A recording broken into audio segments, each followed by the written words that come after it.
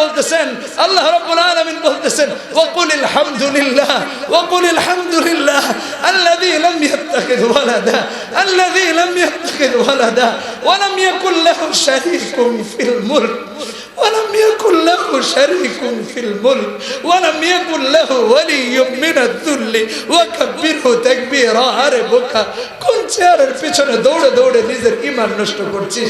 ولم يكن له شريك في الملك, আল্লাহর রাজত্বে কোনো অংশীদার নাই, আল্লাহর রাজত্বে কোনো অংশীদার নাই। তিনি কোন সন্তান নেননি, তার কোনো অভিভাবক নাই। আল্লাহ আমাদের অভিভাবক। আল্লাহু ওয়ালিয়ুল্লাযীনা আমানু ইখরিজুহুম মিনাজ যুলুমাতি ইলান নূর। 257 নম্বর আয়াত সূরা বাকারা 2 নম্বর পৃষ্ঠা 3 নম্বর পারা। আল্লাহ রাব্বুল আলামিন আমাদের অভিভাবক। কাকে অভিভাবক বানাচ্ছ? কার পিছনে দৌড়াচ্ছ? আরে কি দিয়ে রবের প্রশংসা বলে শেষ করা যাবে? কোরআনে কারীম খুলে দেখেন, কোরআনে কারীম খুলে দেখেন। আল্লাহ রাব্বুল আলামিন 17 নম্বর পারা 3 নম্বর পৃষ্ঠা সূরা কাহফের 109 নম্বর আয়াতে বলেন, কুল লাউ কানাল বাহর কুল লাউ কানাল বাহর মিদাদান লিকালিমাতি রাব্বি লানাফিদাল বাহর ক্বাবলা আন তানফাদ কালিমাতু রাব্বি ওয়ালাউ জিনা বিমিসলিহি মাদাদা। সব গাছ, সব পানি, কালি আর কলম যদি হয়ে যায়, আল্লাহর প্রশংসা গাথামালা, প্রশংসা বাক্যমালা লিখে শেষ করা যাবে না। কার প্রশংসায় লিপ্ত আছো? আমার যুবক ভাইদেরকে বলছি, আমার বাবাদেরকে বলছি, আমরা কত বোকার সাগরে বাস করছি। আরে যুবক, একটু খেয়াল করে শোনো, পৃথিবীর মানুষকে খুশি করা সব থেকে কঠিন। আল্লাহর কসম, মানুষকে খুশি করা সব থেকে কঠিন, কিন্তু আল্লাহকে খুশি করা সব থেকে সহজ। আল্লাহকে খুশি করা সব থেকে সহজ। যাদের পেছনে রাতের পর রাত দৌড়াচ্ছে, যাদের পেছনে দিনের পর দিন দৌড়াচ্ছে, যাদের পেছনে বুঝ হওয়ার পর পুরো লাইফটা দৌড়েছে, কোনো কাজে আসে নাই, এর 100 ভাগের 1 ভাগ যদি আল্লাহকে তালাশ করত, আল্লাহকে চেনার চেষ্টা করত, আল্লাহ তার উপর খুশি হয়ে যেতেন। আমি বানিয়ে বলছি না, আমি বানিয়ে বলছি না, আমি একটা উদাহরণ দিই আপনাদেরকে হাদিস থেকে। আলহামদুলিল্লাহ রাব্বিল আলামিন, ইবনে মাজার হাদিস, ইবনে মাজার হাদিস 3933 নম্বর হাদিস। আল্লাহর এক বান্দা আল্লাহর প্রশংসা করছে, ইয়া রাব্বি লাকাল হামদ ইয়া রাব্বি লাকাল হামদ কামা ইয়ানবাগি লিজালালি ওয়াজহিকা ওয়া আযীমি সুলতানিকা, বলে আল্লাহর প্রশংসা করেছে। ফেরেশতারা আশ্চর্য হয়ে গিয়েছেন যে আয় আল্লাহ, আল্লাহর এত সুন্দর প্রশংসা করলো, তার আমলনামায় কত নেকি লিখবো, কি পরিমাণ নেকি লিখবো তাদের ধারণা নাই। তারা আশ্চর্য হয়ে আল্লাহ সুবহানাহু ওয়া তাআলার শরণাপন্ন হয়েছেন। আল্লাহর কাছে গিয়ে হাজির হলেন, হে আল্লাহ, তোমার এক বান্দা তোমার প্রশংসা এত সুন্দর করে করেছে, তার আমলনামায় কত নেকি লিখবো, কে নেকি লিখবো আমাদের জানা নাই, তুমি বলো। আল্লাহ তো জানতেন, তিনি আলিমুন বিদাতিস সুদূর, তিনি আলিমুন খবীর, তিনি সামিউন আলিম, তিনি আলিমুন হাকিম, তিনি আল্লামুল গায়ুব, তিনি আল্লাহুল গায়ুব। তারপরে প্রশ্ন করেছেন, আমার বান্দা কি বলেছে?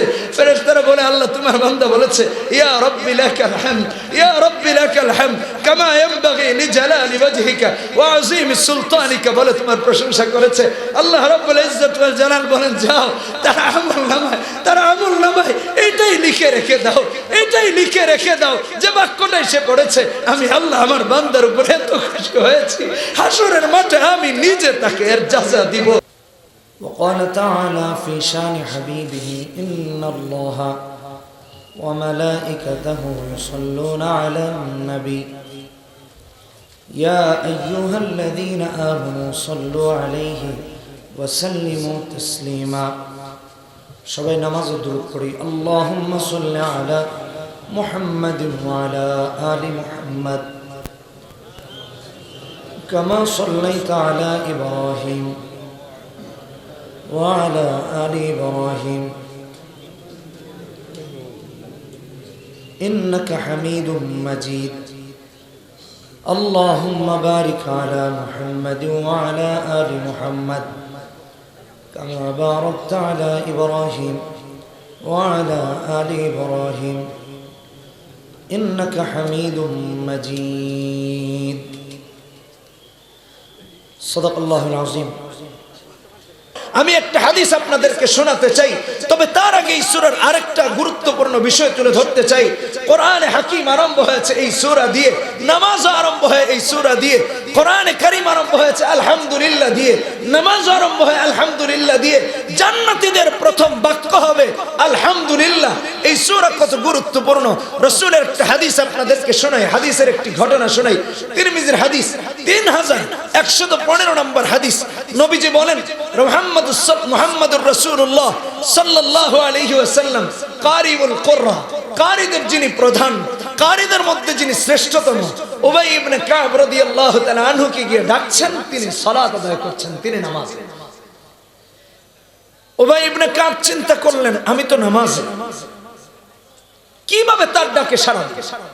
নবীজির ডাকে জবাব দেন না। নবীজি ফিরে এসেছেন, উবাই ইবনে কাব সালাত আদায় করে দ্রুত রাসূলের কাছে গিয়ে হাজির হয়েছেন। খেয়াল করে শুনুন, আসসালামু আলাইকা ইয়া রাসূলুল্লাহ। ওয়া আলাইকাস সালাম।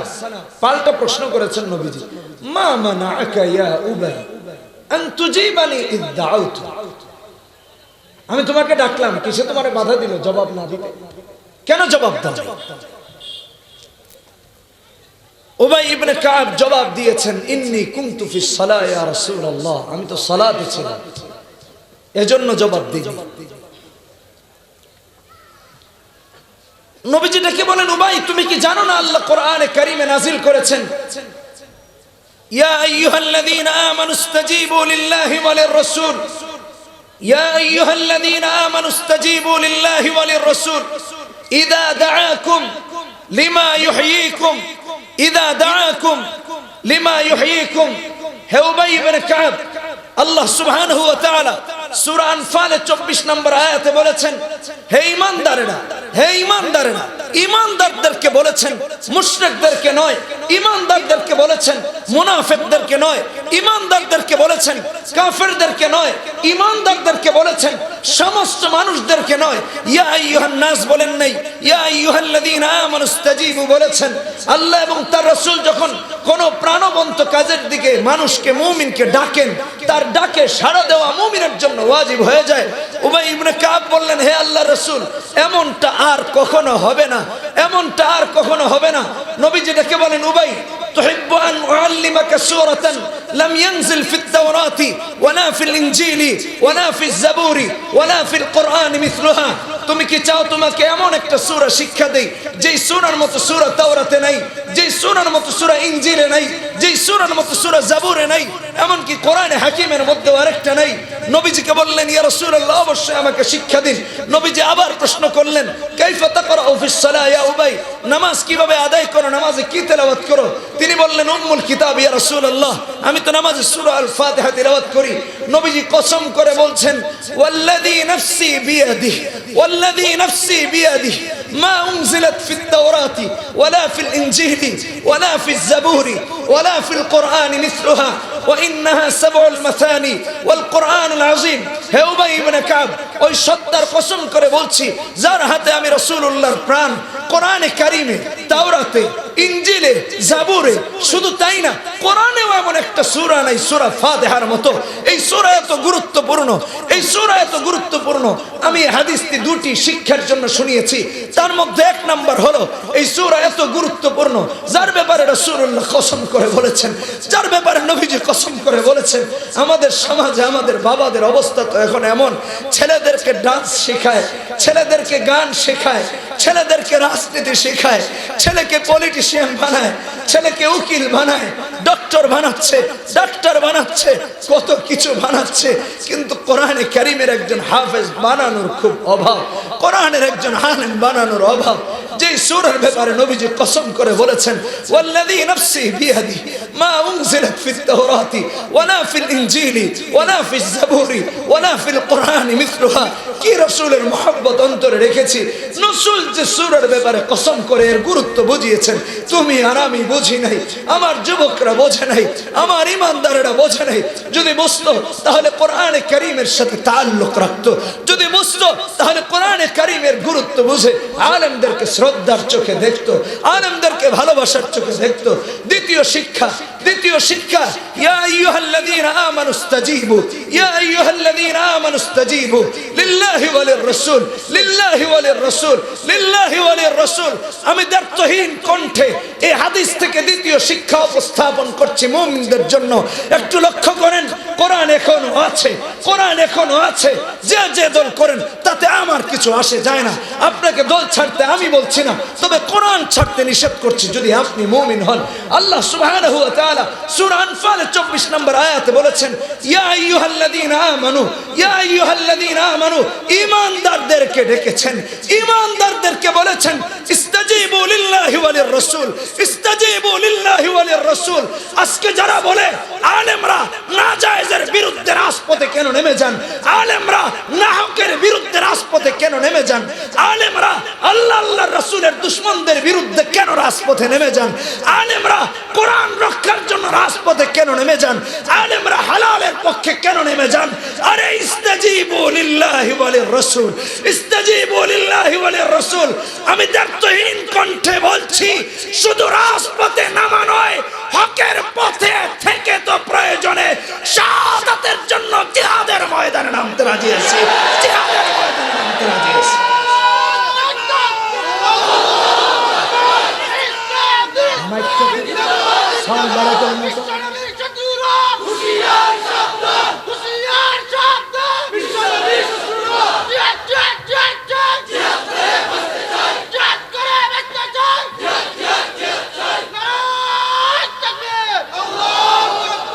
এই সূরা এত গুরুত্বপূর্ণ, এত গুরুত্বপূর্ণ। এই সাউন্ডটা বাড়া যেন আর বলতে না হয়, ডিস্টার্ব করবেন না মাঝখানে, এটা খুব বিরক্তকর। খুতবার সময়ের থেকে কমায় দিচ্ছে, এগুলো করেন কেন আপনারা? এই সূরা কত গুরুত্বপূর্ণ। আমি নবীজির আরেকটি হাদিস শোনাই। নবীজি বসা, জিবরিলও বসা, আকাশে বিকট শব্দ হয়েছে। নবীজি জিবরাইল উভয়ে আকাশের দিকে তাকিয়েছেন। শব্দ হলো কোথায়?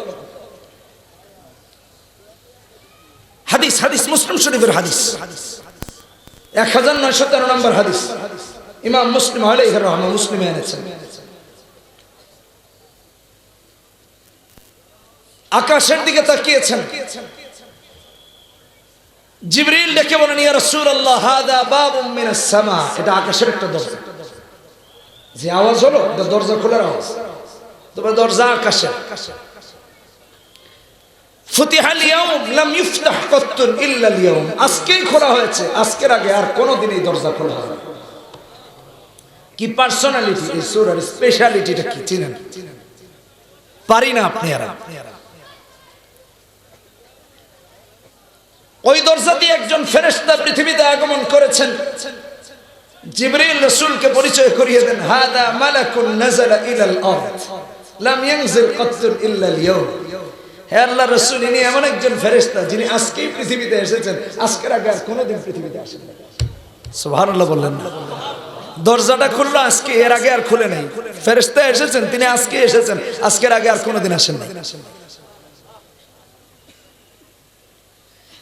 আমাদের কপাল কিরকম পুড়েছে একটু বোঝার চেষ্টা করে। কত বড় হতভাগা আমরা, কত বড় দুর্ভাগা। ফেরেশতা এসে রাসূলকে সালাম দিয়েছেন, সালাম দিয়ে বলছেন, ও নবীজি আবশির বিনূরাইন, দুটি নূরের সুসংবাদ গ্রহণ করুন।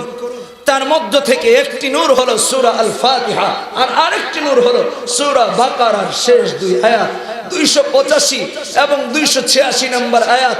আমানার রাসূলু বিমা উনজিলা ইলাইহি মির রাব্বিহি ওয়াল মুমিনুন কুল্লুন আমানা বিল্লাহি ওয়া মালাইকাতিহি ওয়া কুতুবিহি ওয়া রুসুলিহি লা নুফাররিকু বাইনা আহাদিন মির রুসুলিহি ওয়া ক্বালু সামি'না ওয়া আতা'না গুফরানাকা রাব্বানা ওয়া ইলাইকাল মাসির লা ইউকাল্লিফু আল্লাহু নাফসান ইল্লা উস'আহা لها ما كسبت وعليها ما اكتسبت ربنا لا تؤاخذنا ربنا لا تؤاخذنا إن نسينا أو أخطأنا ربنا ولا تحمل علينا إصرا كما حملته على الذين من قبلنا ربنا ولا تحملنا ما لا طاقة لنا به واعف عنا واغفر لنا وارحمنا أنت مولانا فانصرنا على القوم الكافرين একটি নূর আরেকটি নূর সূরা ফাতিহা আরেকটি নূর সূরা ফাতিহা যারা পারে না তাদের লাইফটা অন্ধকারাচ্ছন্ন সূরা বাকারার শেষ দুই আয়াতের আমল যারা করে না রাতের বেলা এদের লাইফটা অন্ধকারাচ্ছন্ন দুনিয়া আখিরাতে লাইফটাকে যদি আলোকিত করতে হয় সূরা ফাতিহার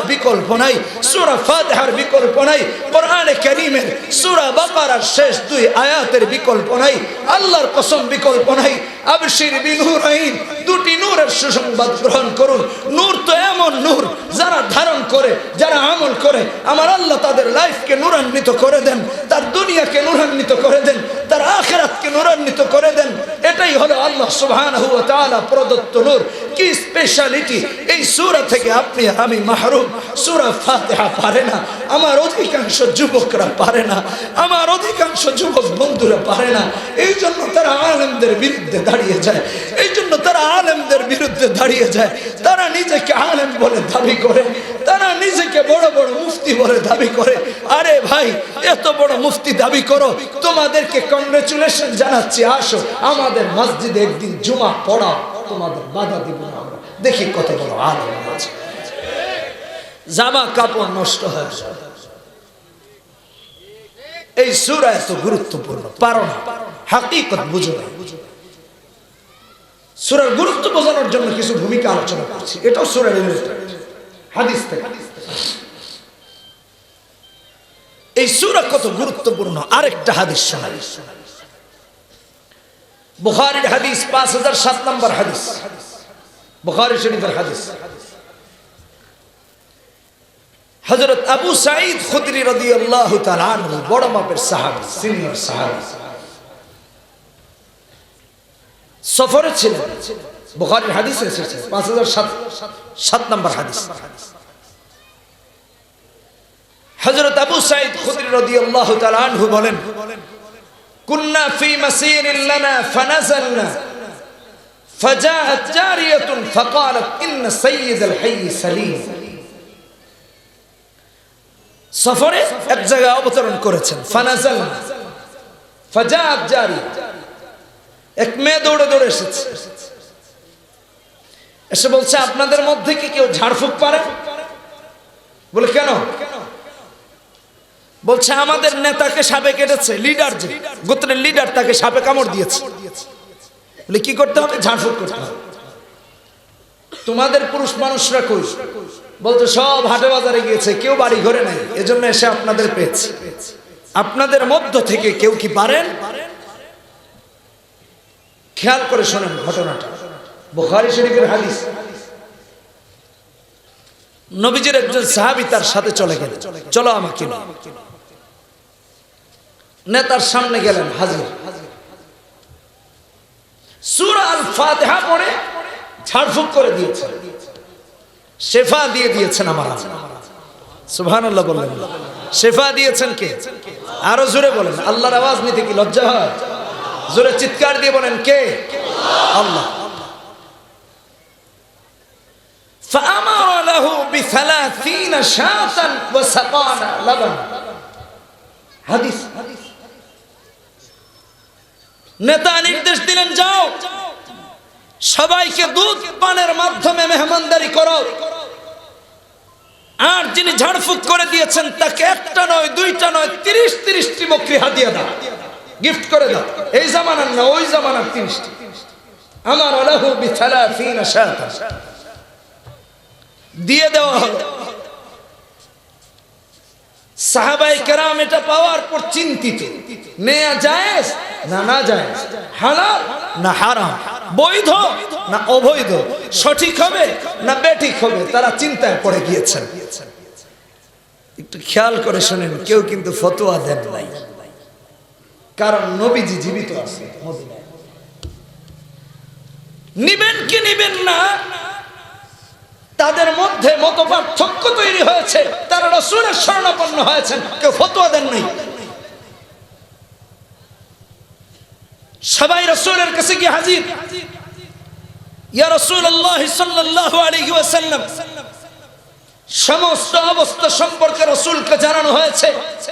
নবীজি শুনেছেন, শোনার পর বললেন, যাও সব তোমরা নাও আর আমার জন্য একটা ভাগ রেখে যাও। সুবহানাল্লাহি ওয়া বিহামদিহি। ফতোয়া দিয়েছেন নবীজি, সাহাবায়ে কেরাম দেননি। এই হাদিস তথা বুখারীর 5007 নম্বর হাদিসের মধ্যে আমাদের জন্য দুইটা সবক। তার মধ্যে এক নম্বর সবক হলো এই সূরাটি সূরাতুর রুকিয়া, এই সূরাটি সূরাতুশ শিফা। এই সূরার মশহুর নামগুলোর মধ্যে আরো নাম আছে। একটা সূরাতুল ফাতিহা, সর্বাধিক প্রসিদ্ধ নাম আল ফাতিহা। আরেকটা নাম উম্মুল কিতাব, উম্মুল কোরআন, আসাসুল কোরআন, সাবউল মাথানি, কোরআনুল আযীম, সূরাতুল হামদ, সূরাতুস সালাহ, সূরাতুল ওয়াফিয়া, সূরাতুল কাফিয়া, সূরাতুর রুকিয়া, সূরাতুশ শিফা, সূরাতুল কানজ। এরকম আরো অনেক মাশহুর নাম আছে। এই সূরার নাম তো সূরাতুশ শিফা। এই জন্য এই সূরা দিয়ে যদি রুকিয়া করা হয়, আল্লাহ সুবহানাহু ওয়া তাআলা শিফা দিয়ে দেন। আল্লাহ সুবহানাহু ওয়া তাআলা শিফা দিয়ে দেন। আর এই সূরা তো এত গুরুত্বপূর্ণ, এত গুরুত্বপূর্ণ। এই সূরা পড়ে সাহাবী ফু দিতে দেরি হয়েছে, সাপের বিষ আল্লাহ তাআলা পানিতে রূপান্তরিত করতে দেরি হয়। জানি না আপনি আর আমি এই সূরার গুরুত্ব। আমি এক মসজিদে জুমা পড়তাম, বেশ কয়েক বছর পড়িয়েছি। তো একদিন সিঁড়ি দিয়ে উঠে দেখি মসজিদের ডান পাশে একটা লোক লাফাচ্ছে। সাকারাত যেমন হয় মৃত্যুর আগে, এই অবস্থা। দৌড়ে গেলাম, ভাই কি হয়েছে? লোকটা বলল, আমার নাড়ি ভুঁড়িকে যেন ছিঁড়ে নিয়ে যাচ্ছে, লাগছে। কি করব আমার মাথায় আসছে না। বুখারীর এই হাদিস মনে পড়ল। একটা গ্লাস নিলাম পাশে থেকে, ওখানে ডিপ কল ছিল, পাতালের সাথে পানির সংযোগ ছিল, মুসল্লিদের পানি পানের ব্যবহার ছিল, ব্যবস্থা ছিল। একটা গ্লাস নিয়ে গ্লাসটাকে পরিষ্কার করে ওখানে কম বেশি পানি নিলাম। নিয়ে পানিতে সূরা আল ফাতিহা বিসমিল্লাহর সাথে একবার ফু দিলাম, আবার বিসমিল্লাহর সাথে একবার ফু দিলাম, আবার বিসমিল্লাহর সাথে একবার ফু দিলাম। 7 বার। কয়বার? ফু দিয়ে তাকে পান করতে দিলাম। লোকটা পান করেছে। পান করার পর তার অস্থিরতা কমেছে, সে উঠে বসেছে ধীর স্থির ভাবে। তা আমি ভাবলাম হয়তো বা কিছুটা নরমাল হয়েছে, পানি পান করলে এমনিতেই তো একটু ভালো লাগে। মসজিদের এই পাশ থেকে আমি ও পাশে যেতে দেরি হয়েছে, আমি দেখতে পাচ্ছি যে লোকটা উঠে চলে যাচ্ছে। আমার সন্দেহ লাগলো যে আল্লাহই জানে এই লোক আবার কোন লোক। কারণ ঢাকা শহরে তো ডিজিটাল চোর ডাকাতের অভাব নেই। কথা বলেন ঠিক কিনা? আছে না নাই? ডিজিটাল চোর কেন বললাম আমি ব্যাখ্যা করছি। আমি বললাম ভাই দাঁড়ান। দাঁড়িয়েছেন। আগে পকেট চেক করলাম যে সব ঠিক আছে, দেখলাম সব ঠিক আছে। কেন চেক করলাম? এখন সব জায়গায় আছে এরকম চোর। কারো যদি পকেটে টাকা থাকে অথবা কাউকে টার্গেট করে, তাহলে দেখবেন অন্য দিক দিয়ে গিয়ে ধাক্কা দেয়। ধাক্কা দিয়ে আপনি তার সাথে কথোপকথন লিখতে হবে, ধাক্কা দিলেন কেন ভাই, সেই ওদিকে পকেট মুবারক খালি। কথা বলেন ঠিক কিনা? ঠিক। এরকম চোর আছে না? আমি ভাবলাম এই লোক আবার কোন চোর আসলো আল্লাহ জানে। দাঁড় করালাম, দেখলাম না সব ঠিক আছে। তাহলে লোকটা এত তাড়াতাড়ি সুস্থ হলো কিভাবে? বললাম ভাই কি হয়েছে আপনার, বলেন তো। আপনি এই মাত্র দেখলাম মরে যাচ্ছেন, আর এখন দেখি আপনি চলে যাচ্ছেন, ব্যাপার কি? লোকটা বলছে হুজুর, একটু আগে মনে হচ্ছিল আমার কলিজা নাড়ি ভুঁড়ি সবকে যেন টেনে বের করে ফেলছে, আর পানিটা পান করার সাথে সাথে মনে হলো এই গ্লাসেই সব ছিল কি ফিট হয়ে গেছে। এত আস্তে। এটা সূরা আল ফাতিহা, সূরাতুশ শিফা, সূরা আল ফাতিহা। অসুবিধাটা কোথায়? আপনি আর আমি সহি করে পড়তে পারি, একাগ্রতার সাথে পড়তে পারি। এই হাদিসের 1 নম্বর সবক হলো সূরাতুশ শিফাকে প্রত্যেকের জানা জরুরি, প্রত্যেকের জানা জরুরি। এই সূরা দিয়ে ঝাড়ফুঁক করব। এখন আমাদের ইয়াং জেনারেশন মুশরিকদের কাছে যায়, ভণ্ডদের কাছে যায়, কুফরি কালাম করানোর জন্য যায়। শুধু তাই না, এই সমাজে, এই দেশে, এই এলাকায় এমন অনেক ভণ্ড পীর থাকতে পারে যারা কুফরি কালাম পর্যন্ত করে। কথা বলেন ঠিক কিনা বেঠিক? আছে না নাই? যুবকদেরকে তাদের কাছে নেয়, কি বলে বাবার কাছে গিয়ে বলে, বাবা আমার তো একটা রিলেশন আছে। বলে তাই নাকি? হ্যাঁ। তো বলছে দরকার ছিল তো, পাচ্ছি না। বলে সমস্যা কোথায়? বাপ রাজি না। 15,000 5 টাকা দে। 7 সমুদ্র 13 নদী, সুরমা, যমুনা, পদ্মা, মেঘনা যা আছে সব পার হয়ে যাবে, টেনশনে কিছু নেই। সব গাঞ্জা ঘুরি কথা। যে ব্যক্তি হারাম কাজের জন্য তদবির করে, সেও হারাম কাজ করে। এ কোনো হক্কানি পীর হতে পারে না, মাশায়েখ হতে পারে না। এতদিন আমরা এই রাষ্ট্রে এক ভণ্ড পীরকে দেখেছিলাম, আজকে হতাশা হয়। আমরা হতাশাগ্রস্ত। আমরা আক্ষেপ নিয়ে বলছি যে এই দেশে হক্কানি আলেমদের জানাজার অনুমতি দেওয়া হয় না, আবার ভণ্ড পীরদের রাষ্ট্রীয় মর্যাদা দেওয়া হয়। ঠিক, তীব্র নিন্দা জানাচ্ছি। এই রাষ্ট্রে রহমত আসবে কোত্থেকে বলেন? আল্লাহকে ভয় করুন, আল্লাহকে ভয় করুন। মুফতি আমিনী রহমতুল্লাহি আলাইহি থেকে আজ পর্যন্ত হক্কানি আলেমরা সর্বসময়ে রাষ্ট্রীয় ষড়যন্ত্রের শিকার। তবে মনে করবেন না যে আলেমরা পরাস্ত হবে, ঈমান দিবে, বাতিলের কাছে মাথা নত করবে। এই হাদিসের দ্বিতীয় শিক্ষা হলো, সাহাবায়ে কেরাম রিদওয়ানুল্লাহি তাআলা আলাইহিম আজমাইন 30টি বকরি পেয়েছিলেন, ফতোয়া দেন নাই, জায়েজ বলেননি, না জায়েজ বলে ঘোষণা দেন নাই। তারা বলেছেন এখনো মদিনাতুর রাসূল আছেন, এখনো মদিনায় রাসূল আছেন, সবাই চলো রাসূলের কাছে যাই।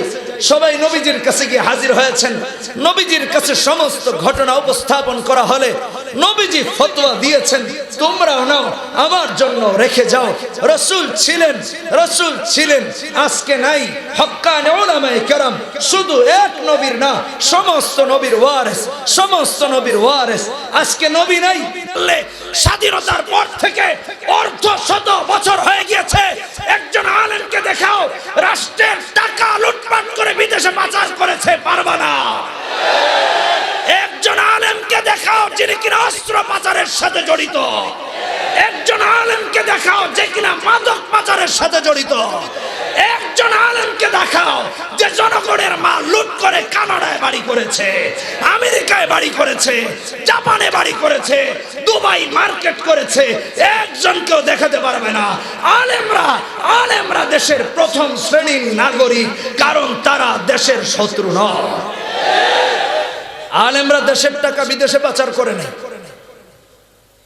কয়েকদিন আগের সময় নিউজ, আমি কোন দলকে বলছি না, বোঝার জন্য বলছি, রিপোর্ট করেছে। এটা জাতীয় পত্রিকার খবর, জাতীয় মিডিয়ার খবর, ইলেকট্রনিক মিডিয়া রিপোর্ট করেছে। রাষ্ট্রের 100 ব্যক্তি মিলে 2,500 কোটি টাকা পাচার করেছে। 2,500 কোটি টাকা। আমার জিজ্ঞাসা, মাননীয় মন্ত্রী মহোদয়গণ, মাননীয় এমপি মহোদয়, মাননীয় প্রশাসন, আপনারা আজকে নিরীহ আলেমের হাত ভাঙার কথা বলেন, আপনারা আজকে আলেমদের ঘাড় মটকানোর কথা বলেন, আপনারা আজকে আলেমদেরকে বিতাড়িত করার ঘোষণা দেন। কোথায় চোরদের বিরুদ্ধে তো বলতে দেখলাম না যে কোন হাতে টাকা পাচার করেছিস হাত ভেঙে দিবে। এই কথা কেউ বলে নাই। কথা বলেন ঠিক কিনা বেঠিক? এই কথা কেউ বলে নাই। আমি দায়িত্বহীন কণ্ঠে বলে দিচ্ছি, এদেশের উলামায়ে কেরাম প্রথম শ্রেণীর নাগরিক, রাষ্ট্রের প্রথম শ্রেণীর নাগরিক। যদি প্রশ্ন করেন কেন, প্রশ্ন করলে কেন জবাব নিয়ে যান। তারা মাদক চোরাচালানির সাথে জড়িত নাই, তারা অস্ত্র চোরাচালানির সাথে জড়িত নাই, সুদ ঘুষের সাথে জড়িত নাই, রাষ্ট্রের সম্পদ আত্মসাৎ করার সাথে জড়িত নাই, রাস্তার টাকা মেরে খাওয়ার সাথে জড়িত নাই, ব্রিজ কালভার্টের টাকা মেরে খাওয়ার সাথে জড়িত নাই, জনগণের টাকা মেরে খাওয়ার সাথে জড়িত নাই, বিদেশে সরকারি টাকা পাঠিয়ে বাড়ি বানানোর সাথে জড়িত নাই, সুইস ব্যাংকে টাকা রাখার সাথে তাদের কোনো সম্পৃক্ততা নাই। যারা এই সমস্ত কোন অপকর্মের সাথে জড়িত নাই, এরাই রাষ্ট্রের প্রথম শ্রেণীর নাগরিক, এরাই রাষ্ট্রের প্রথম শ্রেণীর নাগরিক। কথা বলেন ঠিক কিনা বেঠে?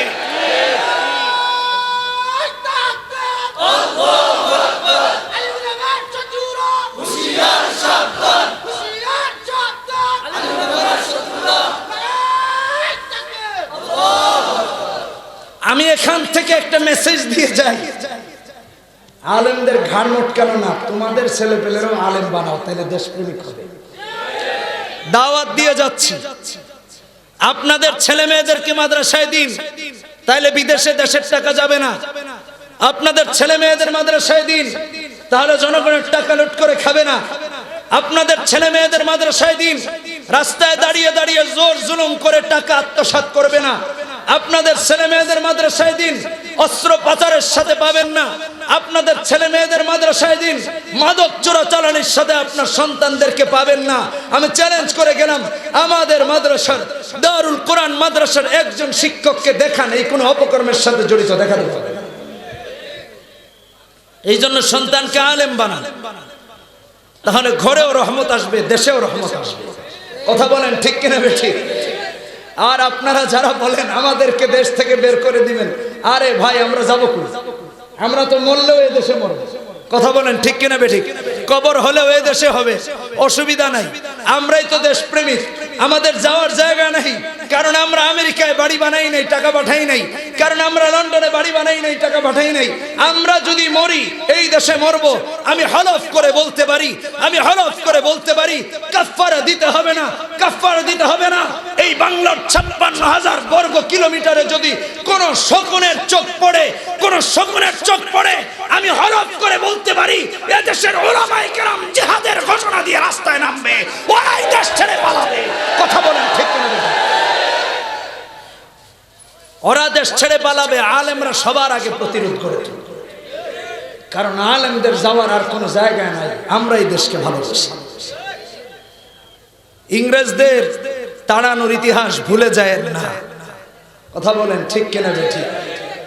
আমাদের বড়দের ইতিহাস ভুলে যায় না। 90% মুসলমানের দেশে মুসলমানদেরকে প্রতিপক্ষ বানিয়ে রাস্তায় নামায় দিলেন না, তাইলে বিপদ হতে পারে, বিপদ হতে পারে। এটাই চিরন্তন সত্য কথা। এই সূরার হাকিকত বোঝেন, যদি বুঝতো তাহলে এমনটা করতো। নামাজে দাঁড়ায়, আজকে তো দুঃখের সাথে বলতে হয় আমরা নিজেকে নামাজি বলে দাবি করি, আজকে আক্ষেপের সাথে বলতে হয় নিজেকে মুসলমান বলে দাবি করি। আরে কেমন মুসলমান হয়েছি, কেমন মুমিন হয়েছি। রাসূলুল্লাহ সাল্লাল্লাহু আলাইহি ওয়াসাল্লাম, মুসলিম শরীফের হাদিস, তোমার নামাজ যদি নামাজের মতো নামাজ হতো, তোমার নামাজ যদি প্রকৃত ইবাদত হতো, আলেমদের বিরুদ্ধে কথা বলতে না, ইসলামের বিরুদ্ধে কথা বলতে না, আল্লাহ তাআলার বিরুদ্ধে যুদ্ধ ঘোষণা করতে না। ইবাদতের মাপকাঠি কেমন একটু শুনে নাও, একটু শুনে নাও। মুসলিম শরীফের হাদিস, মুসলিম শরীফের হাদিস, কিতাবুল ঈমানের হাদিস, প্রথম হাদিস, নবীজি বলেন, আন তা'বুদাল্লাহা কাআন্নাকা তারাহ, আন তা'বুদাল্লাহা কাআন্নাকা তারাহ, ফাইন লাম তাকুন তারাহু ফাইন্নাহু ইয়ারাক, ফাইন লাম তাকুন তারাহু ফাইন্নাহু ইয়ারাক। তুমি যদি নামাজে দাঁড়িয়ে এই খেয়াল করতে, আল্লাহর কসম আল্লাহর বিরুদ্ধে দাঁড়াতে না, তুমি যদি নামাজে দাঁড়িয়ে নামাজ এইরকম একাগ্রতার সাথে পড়তে, খুজুর সাথে, কোনোদিন আল্লাহর বিরুদ্ধে দাঁড়াতে না। আরে নামাজ কেমন নামাজ? সূরা ফাতিহার বক্তব্য তো এই জন্য দিচ্ছি, তুমি কি সূরা ফাতিহা সম্পর্কে জানো? নামাজে যখন নামাজি বান্দা দাঁড়ায়, সূরা ফাতিহা যখন পড়ে, চাই ইনফেরাদি ভাবে পড়ো, একক ভাবে পড়ো, অথবা জামাতের সাথে পড়ো, সূরা আল ফাতিহা যখন পড়া হয়, আরে বোকা, তুমি নেতা যদি তোমার ডাকে সাড়া দে, তুমি নেতার জন্য পাগল হয়ে যাও। বড় ভাই যদি তোমার ডাকে সাড়া দে, তুমি তার জন্য পাগল হয়ে যাও। কোন শিল্পপতি যদি তোমার ডাকে সাড়া দেয়, রেসপন্স করে, তুমি তার জন্য পাগল হয়ে যাও। আরে কোরআনে হাকিম কেমন কিতাব, আল্লাহ কেমন আহকামুল হাকিমিন, আল্লাহ কেমন রব, তিনি কেমন বিশ্ব প্রতিপালক। বুখারী শরীফের মধ্যে এসেছে, তাছাড়া আরেকটি হাদিস মুসলিম শরীফে এসেছে 904 নম্বর হাদিস।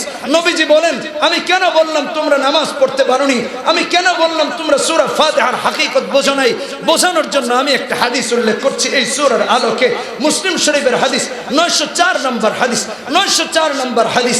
আরে আমার যুবক ভাই, আমি কার কাছে যাচ্ছ? আমি খুব আশ্চর্য হই, খুব আশ্চর্য হই, মনে খুব ব্যথা লাগে।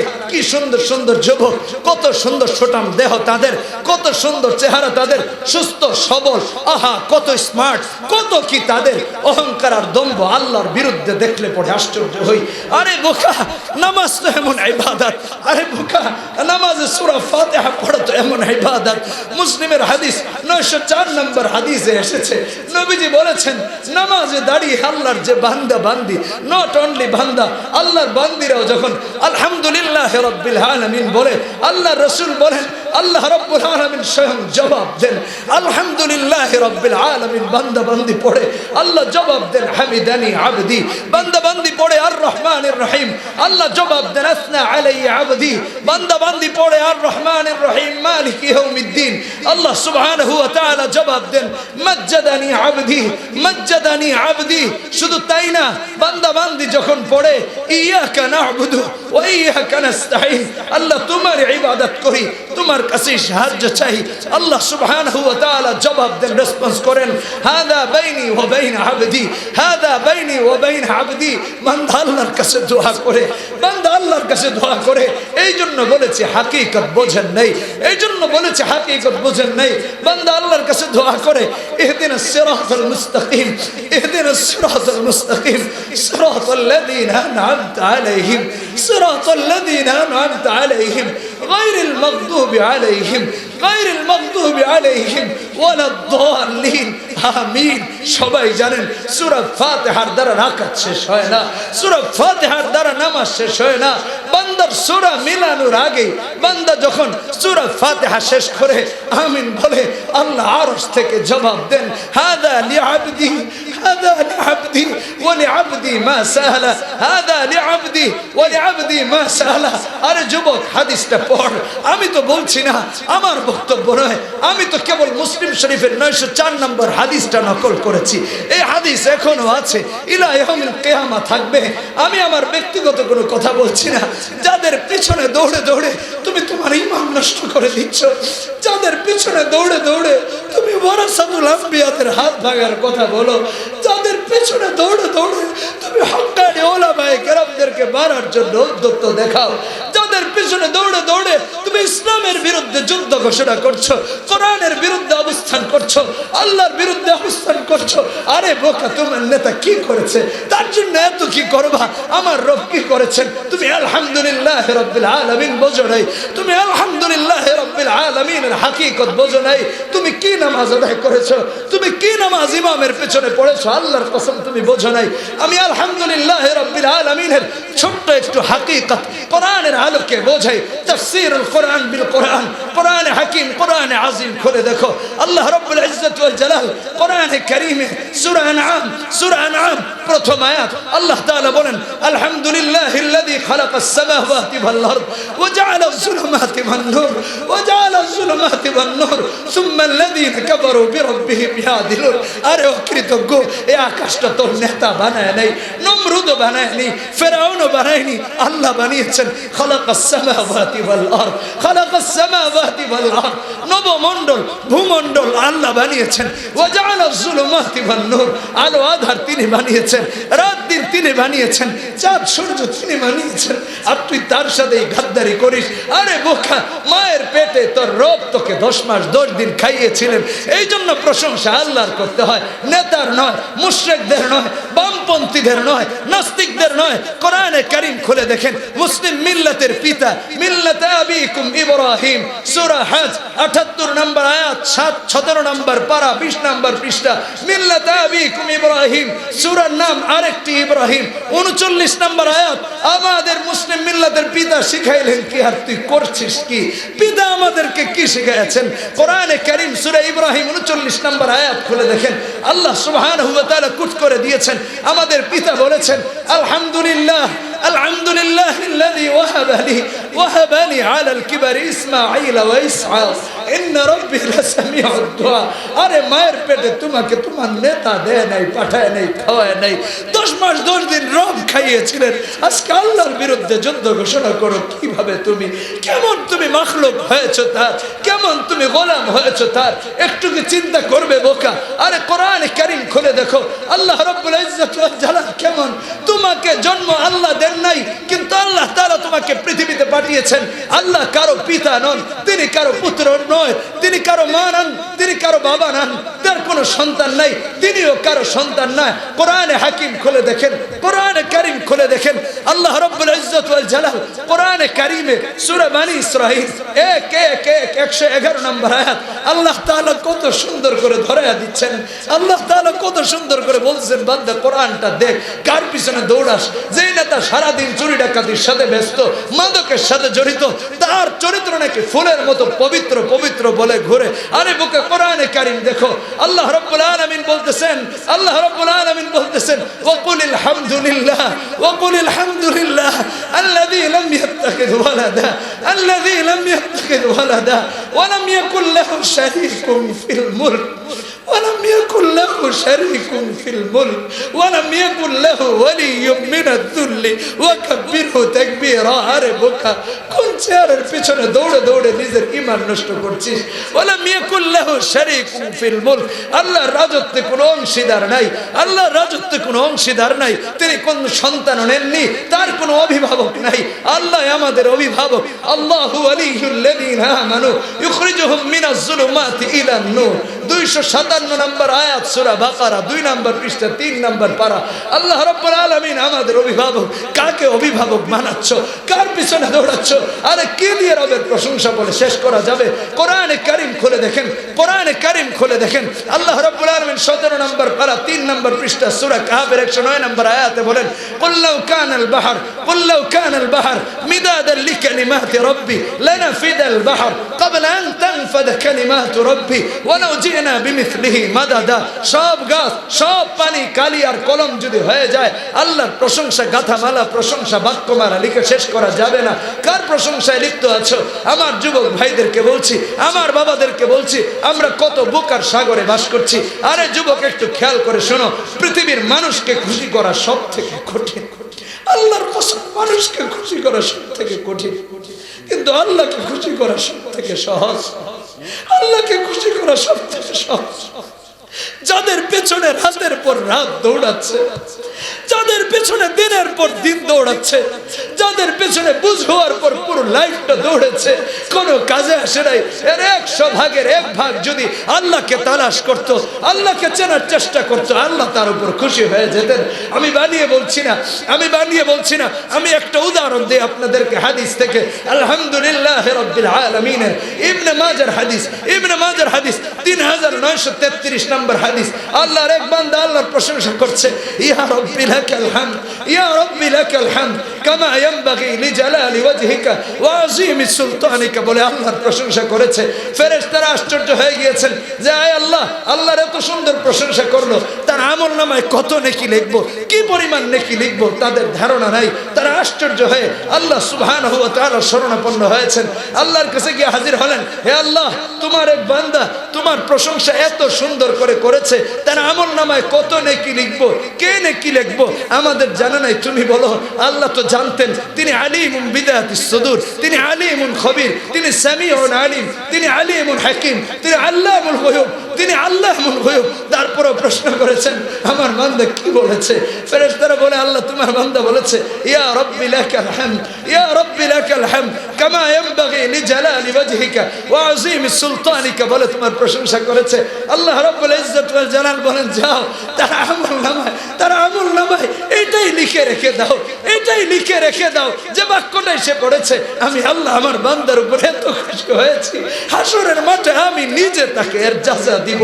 আমি আমার যুবকদেরকে বলি, আমি আমার বাবাদের বলি, আমি আমার বন্ধুদের বলি, আরে যাদেরকে খুশি করার জন্য, যাদের একটু পরশ লাভ করার জন্য, যাদের একটু স্নেহ মায়া মমতা লাভ করার জন্য দৌড়াচ্ছ, আল্লাহর কাছে যদি তার 100 ভাগের 1 ভাগ ধার দিতে, আল্লাহর কাছে যদি 100 ভাগের 1 ভাগ ধরা দিতে, 100 ভাগের 1 ভাগ যদি আল্লাহর শরণাপন্ন হতে, আল্লাহর আরশ তোমার উপর খুশি হয়ে যেত। আরে আলহামদুলিল্লাহ তো এমন বাক্য, কোরআনে কারীমের প্রথম বাক্য। আলহামদুলিল্লাহ তো এমন বাক্য, তুমি হাকিকত বোঝো নাই, নামাজের প্রথম বাক্য। আলহামদুলিল্লাহ তো জান্নাতীদের প্রথম বাক্য।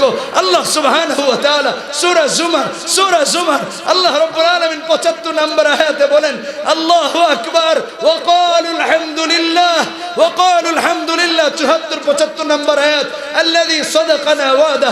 জান্নাতীরা জান্নাতে ঢুকে প্রথমেই বলবে আলহামদুলিল্লাহ, সমস্ত প্রশংসা আল্লাহর, সমস্ত প্রশংসা আল্লাহর। তুমি আলহামদুলিল্লাহর হাকিকত বোঝো নাই। যদি বুঝতে আলেমদেরকে থ্রেট করতে না, যদি বুঝতে তাহলে আল্লাহর বিরোধিতা করতে না, ইসলামের বিরোধিতা করতে না, কোরআনের বিরোধিতা করতে না, দ্বীনের বিরোধিতা করতে না, আল্লাহর বিরোধিতা করতে না। আর রহমানির রহিম, আর রহমানির রহিম, তিনি তো অত্যন্ত দয়ালু, তিনি তো অত্যন্ত মেহেরবান। যদি রবকে দয়ালু হিসেবে বুঝতে, যদি রবকে আল্লাহর গোলাম হিসেবে রবকে বোঝার চেষ্টা করতে, তাহলে রবের বিরুদ্ধে আলেমদের বিরুদ্ধে দাঁড়াতে। কথা বলো ঠিক কিনা?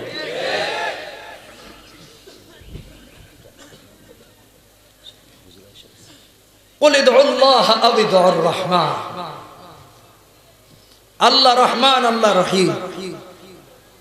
আলোচনা করলে তো অনেক লম্বা হয়ে যাবে, শুধু আলহামদুলিল্লাহর হাকিকত বলার চেষ্টা করছি। তিনি অত্যন্ত দয়ালু, মেহেরবান। আজকে আমরা কার পিছনে দৌড়াচ্ছি, কাদের পিছনে যাচ্ছি? আল্লাহ সুবহানাহু ওয়া তাআলা এর হাকিকত বোঝার তৌফিক দান করুন। আল্লাহর চেয়ে দয়ালু কেউ আছে? কথা বলেন, আছে? তাহলে কার দয়ার পিছনে ঘুরছেন? আল্লাহর দয়ার পিছনে ঘুরেন, দয়া পাবেন, ভালোবাসা পাবেন, আল্লাহর রহমতের ভাগী হবেন। আজকে যারা মিথ্যে কথা বলো, যারা ইসলামের বিরুদ্ধে কথা বলো, ভুলে যেও না মালিকি ইয়াউমিদ্দিন। তুমি বোঝো না সূরা ফাতিহার হাকিকত, তাহলে চুরি করতে না, ইসলামের বিরুদ্ধে দাঁড়াতে না। কারণ বিচার দিবসের মালিক কে? জোরে বলেন কে? রবের সামনে কি ঘুষ কাজে আসবে? সুদ কাজে আসবে? না 50 লাখ কবরে নিয়ে গেলে কাজে আসবে ফেরেশতারে ঘুষ দিলে? মালিকি ইয়াউমিদ্দিন, সূরা তাহরিম 6 নম্বর আয়াত, আলাইহা মালাইকাতুন গিলাযুন শিদাদ লা ইয়াসুনাল্লাহা মা আমারহুম ওয়া ইয়াফআলুনা মা ইউমারুন। রবের সামনে দাঁড়িয়ে বলে, ইয়্যাকা না'বুদু ওয়া ইয়্যাকা নাস্তাঈন। আল্লাহ তোমারই ইবাদত করি, তোমারই প্রশ্নের কাছেই সাহায্য চাই। অথচ নামাজ শেষ হতে দেরি হয়, শয়তানের পিছনে দৌড়াইতে দেরি হয় না। কথা বলেন ঠিক কিনা বেঠিক? এরা সূরা ফাতিহার হাকিকত বোঝে নাই। আল্লাহর কাছে নামাজে দাঁড়িয়ে বলেছে, ইহদিনাস সিরাতাল মুস্তাকিম সিরাতাল্লাযীনা আন'আমতা আলাইহিম। সিরাতে মুস্তাকিমের পথ আল্লাহর কাছে চেয়েছে, অথচ দাল্লিনের পথে ঘুরে, ভ্রষ্টদের পেছনে ঘুরে, ভ্রষ্টদের চামচামি করে, দালালি করে। অথচ নামাজে বলেছে গায়রিল মাগদুবি আলাইহিম ওয়ালাদ দাল্লিন আমিন। আল্লাহ বলেন, হাদা লিআবদি ওয়া লিআবদি মা সাআলা। আরে শুনে রাখো, যারা নামাজের দাবিদার হয়ে আলেমদের বিরুদ্ধে আচরণ করো, যারা তাহাজ্জুদ গুজার দাবি করে আলেমদের বিরুদ্ধে আচরণ করো, আমি হলফ করে বলতে পারি তুমি না সূরা ফাতিহা বুঝেছো, না তোমার সূরা ফাতিহা আল্লাহর কাছে কবুল হয়েছে, এর কোনোটাই হয়নি। কথা বলেন ঠিক কিনা বেঠিক? আলেমদের সাথে মহব্বত রাখবেন তো ইনশাআল্লাহ? জোরে বলেন, রাখবেন তো ইনশাআল্লাহ?